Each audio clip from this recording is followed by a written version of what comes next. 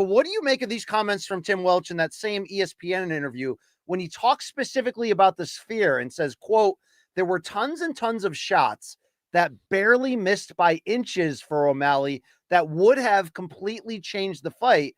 And I think a lot of it had to do with the Sphere and the lighting, end quote. Now, Luke, I do lump this in with the very poor performances in boxing at that Times Square Turkey Al Sheik card a few weeks back, where everyone that was there, I talked to one of the judges that were inside there. They said the lights were flashing so much, the heat was high, like it was a non-traditional boxing experience.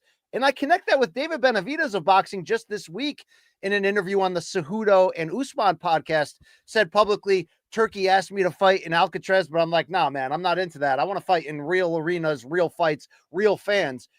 Is there any stock you can put in those comments from Welch because the Sphere was such a abnormal fighting situation? I actually think that there is merit to this. Yeah.